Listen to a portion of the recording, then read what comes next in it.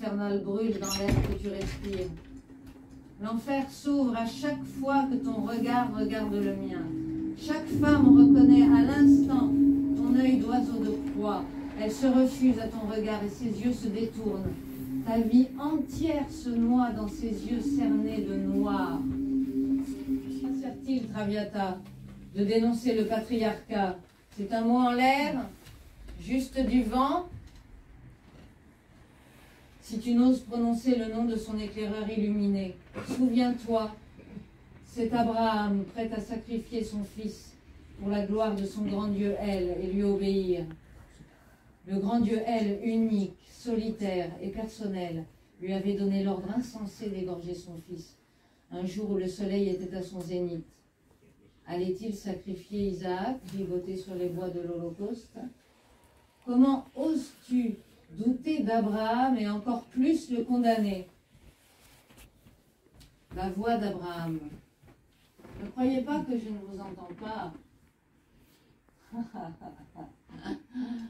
Du fond des millénaires, je le déclare face à l'univers. Au bout de l'histoire, moi, Abraham, j'ai levé le couteau du sacrificateur sur un bélier. Pourquoi serais-je tenu coupable de l'holocauste des femmes en masse, par millions, voilées, excisées, infibulées, tonsurées, traînées par tombereaux entiers sur les bûchers de l'inquisition barbare d'Isabelle la catholique, qui nous a chassés d'Espagne, accusées de sorcellerie les tendres jeunes filles, torturées puis brûlées vives, sans même avoir eu le temps d'aimer, ne serait-ce qu'une fois. En même temps que tabou, chantées, peintes, sculptées, reines du monde des arts, à condition de ne pas bouger, d'être bien morte ou alors prostituée. Nous, les Juifs, avons été persécutés. Du même qu'au long des siècles, au long des millénaires, les femmes ont été sacrifiées à la place du bélier. Sa corne se fait entendre. Elle fait entendre une musique déchirante sur 3 notes, les jours de grandes cérémonies. Le son du chauffard, c'est le cri de mon sacrifice. Je n'oserais pas dire que c'est une sorte d'orgasme soulageant pour la communauté des croyants.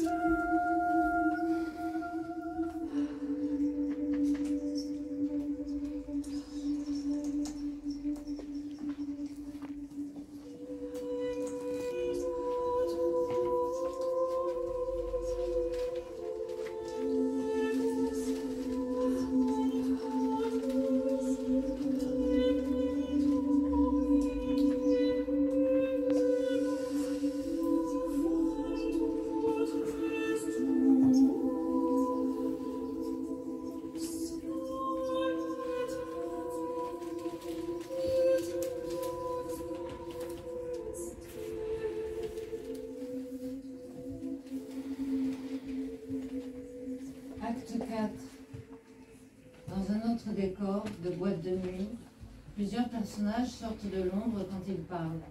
Seuls Don Juan et la Traviata sont éclairés en continu quand ils parlent. La Traviata. Mon corps en musique, psychédélique, danse saccadée, rythmée, montrée, dérobée. Son mouvement me dénude plus que ma nudité. En bougeant au son de la techno, à la lumière des flashs et des fluos, ne suis-je pas divine? En dansant devant toi, mon corps rythmique se dérobe. Je suis et je ne suis pas. Le non-être de mon corps parfait éclate à la vue, aussi brûlant que le buisson ardent. La vision de ma toison en un moment de lucidité onirique. Tragédie millénaire de tortures et de martyrs. Devant ton regard et le retard de ton intelligence psychopathique. Trop tard, je te foudroie trop tard.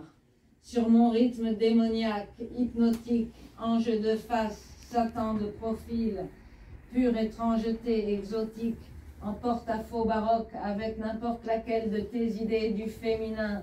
Je suis un renouveau eucharistique inconsommable, toujours habillé différemment, kitsch d'avant-garde qui te laisse bras ballants, bouche bée, dans ton troupeau de moutons bêlants. Don Juan, ne te fais donc pas d'illusions. Toujours errera au fond de toi l'ombre perdue de la Traviata, et de moi la tentation de Don Juan. À chaque instant, nous devrons nous libérer, arracher nos masques, pour devenir ces deux fois rien auxquels l'amour réduit sans souci de l'infini. Moi, le séducteur, et toi, femme perdue, ces deux fantômes resteront au fond de nous. Ces deux revenants jamais ne s'effaceront et viendront nous hanter. Ensemble, nous lutterons l'un contre l'autre. Au fond des cœurs, les ténèbres de la nuit s'épaississent. Le bleu du ciel vire au noir et menace d'avaler le solitaire endormi sans une étreinte, sans des bras qui le serrent et l'enveloppent. Le soleil ne brillera pas sans un baiser. À chaque nouveau début du jour, à chaque aube radieuse, aux aurores roses et or étincelantes, viendra l'heure d'un baiser.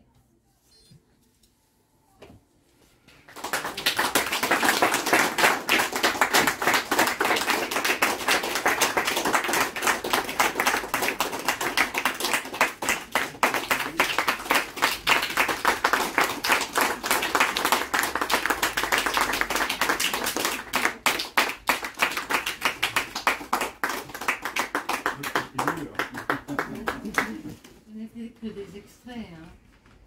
Il faut acheter le livre maintenant pour lire la totalité. On peut quand même causer un peu, là, si vous voulez. En fond, mais un peu. Hein? Entre MeToo et le personnage de Don Juan. Et le personnage de Don Juan? Oui. Dans la mesure MeToo, mais en accusation de comportement prédateur des hommes, parmi ces comportements prédateurs, il y a celui de Don Juan. Oui, mais enfin, vous dites ne pas regarder le présent à l'aune du passé, bon, Don Juan, le XVIIe siècle. Ce que je veux dire par là, c'est que les hommes ont été affranchis d'être ou de ne pas être des Don Juan. Oui, je ne suis pas certain de ça.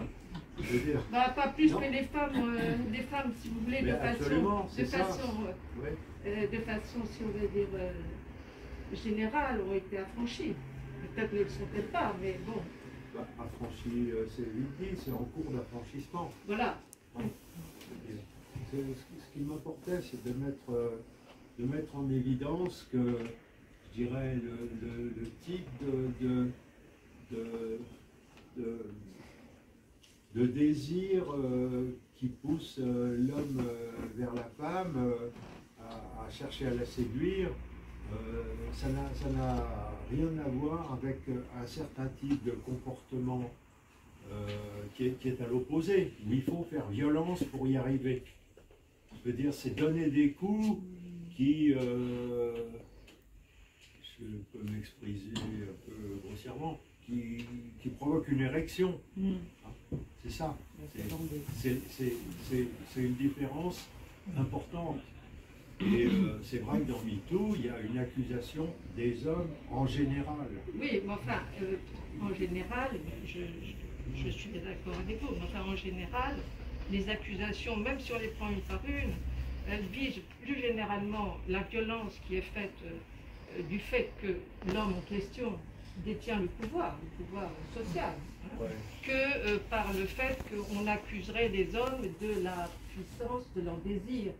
Et d'autre part, vous parlez de je sais pas, du pouvoir orgastique des femmes, c'est ça le pouvoir? Oui, c'est ça. Oui. Alors, non, mais j'aimerais savoir, parce qu'aujourd'hui, je voudrais savoir qu'est-ce que vous entendez par pouvoir orgastique des femmes, parce que vous parlez du désir des hommes comme quelque chose de toute éternité, que éventuellement, parfois, le mouvement MeToo empêcherait, mais le fameux pouvoir orgastique des femmes, peut-être on pourrait aussi en parler, oui. Parce que bon, c'est un petit peu généraliste. Et vraiment, je pense vraiment. Ce qui est généraliste, c'est dire que le féminin en général a cette capacité. Ce qui ne veut pas dire que toutes les femmes en profitent, parce que c'est une question de circonstances, de partenaires, d'âge de la vie. Il y a beaucoup de circonstances qui font que ça n'arrive ou ça n'arrive pas. Mais ce que j'ai plutôt essayé de dire, c'est que seul le féminin, dans sa généralité, a cette capacité orgastique. Et que les hommes ne l'ont pas. Les hommes ne l'ont pas. Mais c'est quoi la capacité? Franchement, c'est quoi la capacité? Écoutez, j'en sais rien. Ah, vous savez pas? Si, j'ai expérimenté. Non, mais oui, enfin, que l'orgasme d'une c'est femme, quoi? La capacité ça n'a rien à voir avec la jouissance d'un homme. C'est rien du tout. Écoutez, ça, c'est quand même quelque chose qu'il faudrait quand même un petit peu mettre à plat, parler, etc. Parce que ça sort forcément des... Vous venez de dire vous-même que ça vient de votre expérience personnelle, donc félicitations. Ouais. Mais si vous voulez... je veux dire, si on prend justement, puisque c'est personnel, donc au cas par cas, eh bien il faut parler, il faut que chacun s'exprime et que chacune s'exprime. D'ailleurs, ça c'est intéressant que les femmes qui accusent tel ou tel prédateur de les avoir dérangés ou obligés d'une façon ou d'une autre de leur demander quel est leur rapport à leur capacité à elles orgastique. Vraiment, je le dis très très simplement, c'est pas du tout pour batailler avec vous, c'est que vraiment c'est des questions que je trouve. Et d'ailleurs, quand même, on peut quand même se dire que toute cette question d'orgasme et de désir au masculin et au féminin, dont on nous rebat les oreilles quand même depuis 50 ans un peu de la même façon, tout est culturel, donc il faudrait quand même un tout petit peu s'arrêter. Je peux juste définir le cadre, parce que ce que vous dites, je le partage beaucoup. En fait, le cadre, ce que Gérard a écrit, c'est un livret pour un opéra, et qui fera partie d'une trilogie. Donc je me permets de remettre le contexte, parce qu'autrement, effectivement, donc, moi, on est amis des longues dates et j'ai envie de faire une trilogie d'opéra. Alors là, vous allez immédiatement me sauter aux yeux en disant dédié aux 3 manifestations, on va dire, que moi j'estime 3 manifestations de la sexualité humaine. La première étant l'hétérosexualité. Il n'y a pas d'ordre, c'est la deuxième, et là je vous donne une sauter aux yeux direct. Et pourquoi sauter aux yeux? Attendez. La deuxième étant dédiée plutôt à l'homosexualité et la bisexualité, et la troisième dédiée au mouvement queer, donc au passage à la sexualité, entre autres à la transsexualité. Et étant donné que je suis musicien, le mythe de Don Juan, qui aujourd'hui serait transposable en James Bond, quelque part, hein, donc un homme qui a encore une fois, dès qu'on touche alors, et moi je vais proposer à Gérard un dialogue autour du mouvement MeToo, du moment que nous sommes 2 hommes et pas 2 femmes. Donc est-ce qu'on a le droit d'en parler? Première question. Je pense que oui. Je pense que oui. Et où est-ce qu'on met les doigts? Dans un engrenage immense. Okay. Alors Gérard, il est psychanalyste. Moi, je suis compositeur. Et Gérard a fait un livretto qui allait beaucoup plus loin de ce que moi je m'attendais, parce que Gérard, il a touché les archétypes, je sais que les psychanalystes détestent ce mot-là, mais en tout cas les fondations même de à quel moment se situe, à quel moment de l'histoire de l'humanité se situe. C'est pas par hasard qu'il y a Abraham, c'est pas par hasard qu'on bascule de tout un tas de personnages. Donc, effectivement, là, c'est le psychanalyste qui, dans le cadre d'un livret qui est forcément restreint, touche un sujet qui est vastissime. énorme, immense, et qui est celui d'un opéra sur 3. Donc c'est important de définir ce cadre parce que ce n'est pas un traité ni sur l'orgasme masculin ou féminin, mais je pense que sa lecture bénéficie en tant que psychanalyse d'une palette d'expressions qui ne peuvent pas passer par un livre de quelques pages, c'est impossible. Juste, je me permettez de dire ça parce que votre remarque, je la comprends parfaitement, mais je trouve qu'elle sort du cadre. Excusez-moi, je ne savais pas. Non, C'était cadré. Ouais, pardon. Ouais. Oui, ce que je voulais dire, c'est que vous disiez tout à l'heure, on va en parler, mais l'orgasme, la capacité orgastique. Bon. Mais en fait, ce que je trouve formidable, je vous remercie parce que je trouve ça formidable, cette prescription, on va dire ça comme ça, c'est que, eh bien, justement, ce dont on ne peut pas parler avec des mots, on en parle avec de la musique et on en parle avec de la poésie. Et on ne peut pas mettre à plat, même si on peut mettre à plat, mais des figures. Disons que mettre à plat, il faut le faire dans des contextes sociologiques, philosophiques, anthropologiques. C'est pas une excuse pour les compositeurs, hein. Je ne me dérobe pas de ça. Je me suis posé la question, est-ce que ça vaut la peine, ça vaut la peine de faire un opéra sur ce sujet qui est aussi sensible vu que tu es un homme? Et donc, je suis entouré par des groupes de féministes avec qui je travaille énormément. Et c'est à l'issue de ces discussions, je suis allé voir Gérard, mais Gérard m'a dit, mais non, il y a beaucoup. Tu es rentré dans une vision extrêmement restreinte du problème. Car si le mouvement MeToo est un mouvement extrêmement puissant, et c'est une révolution nécessaire que j'embrasse, je suis parmi les plus grands alliés de ça, c'est quand même, d'un point de vue anthropologique, c'est une vision donnée d'une problématique dont on en parle dans des grandes villes de certains pays du monde. Pas par exemple dans la France entière, vous êtes dans des zones rurales, ce qu'on est en train de dire ici, c'est presque blasphème. Vous voyez, si vous allez en Italie, on n'en parle même pas, moi je suis italien d'origine. Si vous allez en Afghanistan, je ne peux même pas imaginer si on pouvait parler de l'orgasme féminin. Donc voilà, donc on ne va pas remettre à plat. Moi, en tant que compositeur, d'où naît ce projet, effectivement, j'ai participé dans les librettos, dans les premières 4 pages de la préface, parce que ma trilogie s'appelle Carnation. Et dans le mot carnation, j'aime bien parce qu'il n'y a pas de sexualité, c'est que de la pigmentation de la peau. Et je viens d'un monde qui est surhabillé. Carnation, c'est des origines ethniques. Et moi, je viens du monde de l'opéra, du monde en tout cas des salles de concert, où les chanteuses, les musiciennes sont surhabillées, les musiciens encore plus avec le vous voyez. Donc, et moi, j'ai commencé à travailler sur comment remettre la nudité en scène, dans des milieux dans lesquels on s'étonne de voir un sein nu, on ne peut pas parler d'un phallus. Et donc, dans cette perspective de remettre sur scène la nudité dans des milieux dans lesquels on a peur de voir un sein nu, okay.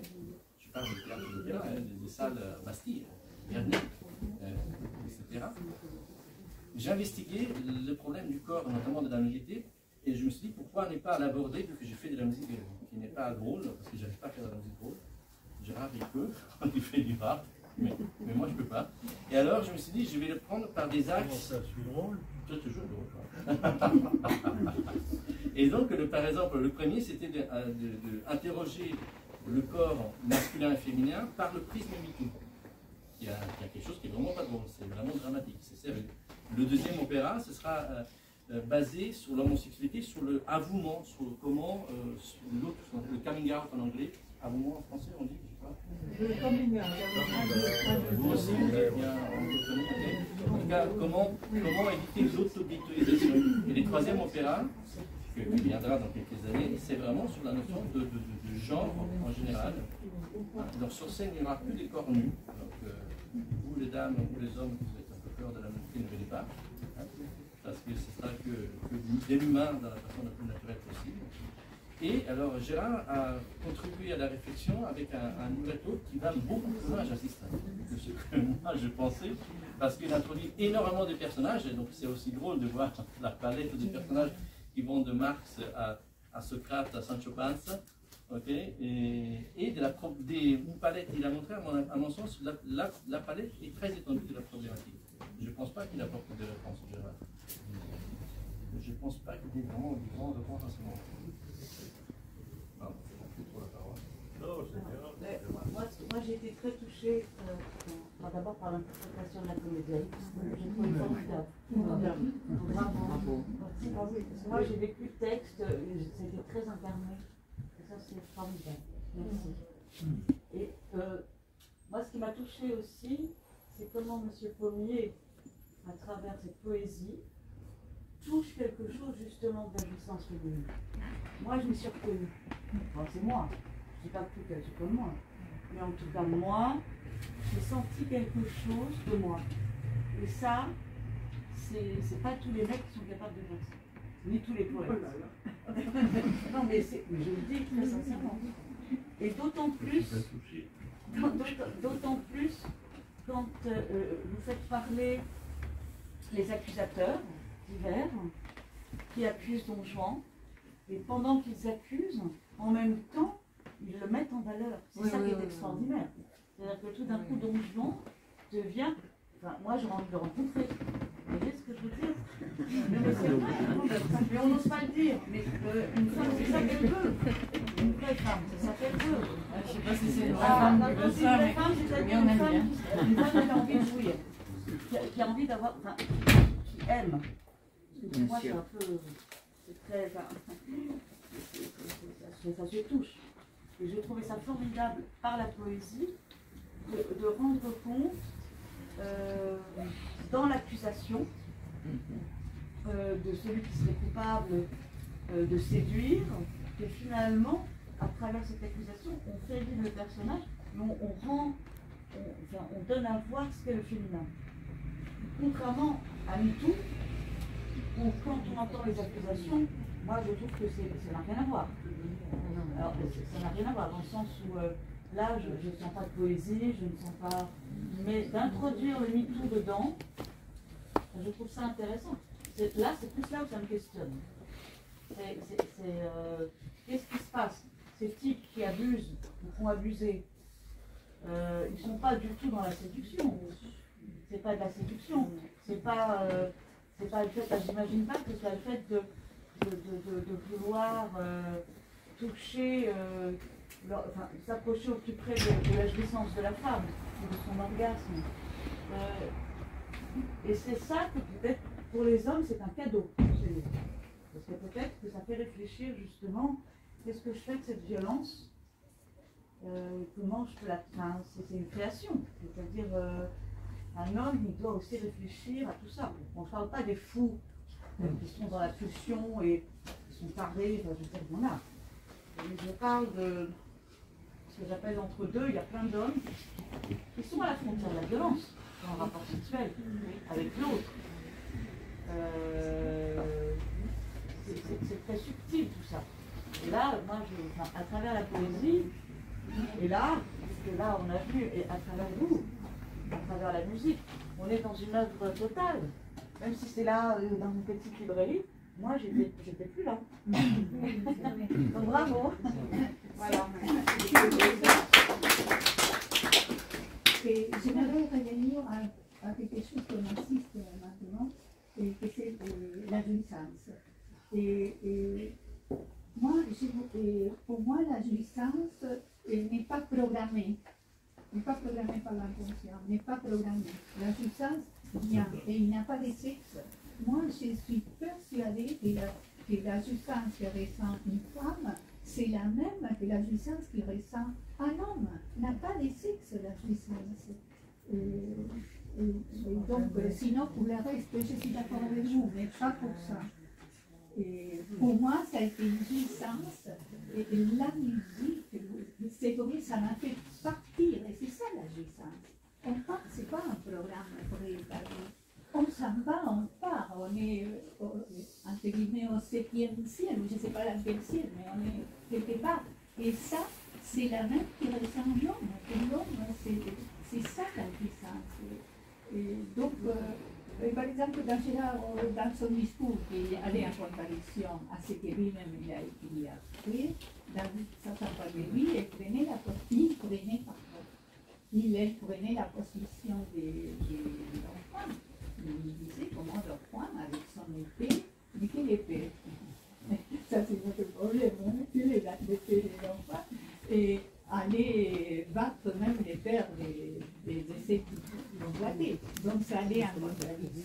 Vous voyez, il n'y a pas de sexe dans cette histoire.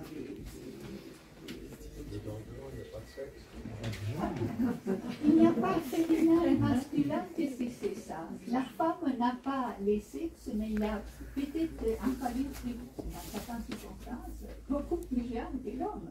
C'est que dans l'homme, désir, mais vous voyez, c'est pas une autre chose, désir, quand un homme désire les seins d'une femme, c'est qu'il désire, c'est les phallus. Ça n'existe pas des seins. C'est des phallus. Mais bon, ça c'est une question, on sort de la poésie. Et la poésie, oui, à voir avec les artistes, ceux qui produisent comme vous, oui, les importe. Donc là, je ne suis pas seulement pas psychanalyste, je ne suis pas dans ce domaine de précision, mais en tout cas, avec la dame derrière, je pense que la notion du pénétrant et pénétré devrait, elle est quelque part, dans certains stades de l'évolution humaine, surtout quand on vient de naître, elle est pré-phallique, elle est pré-génitale. Alors, sur le fait que l'homme n'est pas pénétré, je ne suis pas d'accord.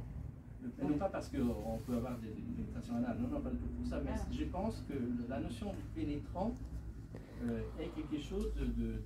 Je suis allé tout récemment à Florence, je ne connaissais pas la syndrome de Stendhal.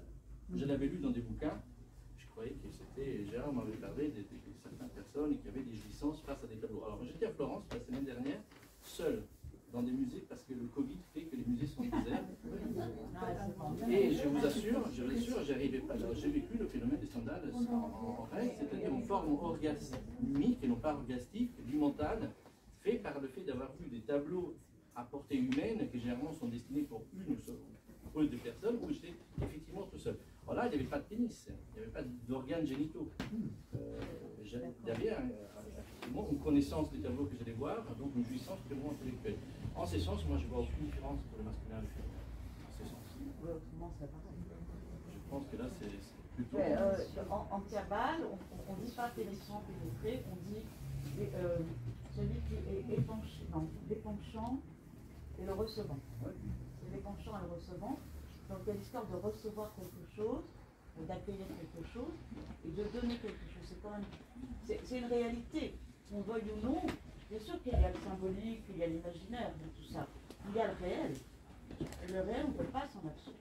C'est-à-dire que ça existe. Ça existe et c'est grâce au réel aussi qu'on fabrique de l'imaginaire et du symbolique. Voilà. Si je peux me permettre, il me semble qu'on s'éloigne un petit peu du propos qui est un texte et une belle musique. Et si je retiens une seule chose de ce qui a été dit, c'est cette magnifique image que tu as donnée de... Alors, juste, elle va juste me sortir de la tête au moment où je vais la redire, mais elle m'a vraiment saisie de l'idée astre noir de la féminité. Ça, je trouve que c'est un travail absolument formidable, parce que en effet, dans toutes ces quantités, il y a du bébé. C'est très bien.